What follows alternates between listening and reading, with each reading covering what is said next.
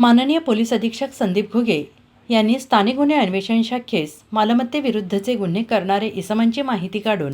त्यांच्यावर कारवाई करून मालमत्तेचे गुन्हे उघडकीस आणण्याचे आदेश दिले होते।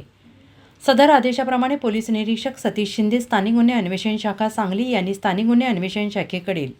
सहाय्यक पोलीस निरीक्षक पंकज पवार आणि स्टाफ यांचे एक पथक तयार करून मंगल कार्यालयात चोरी करणारे संशयित इसमांची माहिती काढून त्यांच्यावर कारवाई करण्याकरिता आदेशित केले होते। त्या अनुषंगाने सहाय्यक पोलीस निरीक्षक पंकज पवार यांचे पथकामधील पोलीस हवालदार अनिल कोळेकर, दराप्पा बंडगर आणि पोलीस कॉन्स्टेबल विक्रम खोत यांनी त्यांच्या बातमीदाराकडून बातमी मिळवली की फिरासत फखरुद्दीन शेख राहणार बदाम चौक सांगली या संशयिताने सुशांत गार्डन नावाचे मंगल कार्यालयात लग्नातील गर्दीचा फायदा घेऊन चोरी केली आहे।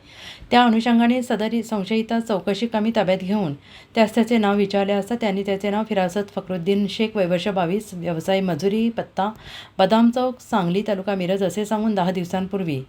सांगली ते कर्णा रोडवरील सुशांत गार्डन नावाच्या मंगल कार्यालयात लग्न समारंभ सुरू असताना गर्दीचा फायदा घेत कार्यालयातील रूममध्ये एका बॅगेत ठेवलेले सोन्याचे दागिने चोरून नेल्याचे सांगून ते दागिने आणि त्याच्या खिशात असलेले रुमालात बांधून ठेवल्याचे सांगून सदरचे दागिने हजर केले। त्यानंतर सदरचे दागिने हे वरील गुन्ह्यातीलच असल्याची खात्री झाल्याने सहाय्यक पोलीस निरीक्षक पंकज पवार यांनी 2 पंचांसमक्ष वरील जप्त केलेले सोन्याचे दागिने पंचनाम्याने जप्त केले असून संशयित आरोपीला ताब्यात घेतला आहे। सदर आरोपी व जप्त मुद्देमाल पुढील तपासकामी संजयनगर पोलीस ठाण्याकडे वर्ग करण्यात आला असून पुढील तपास संजयनगर पोलीस ठाणे करत आहेत।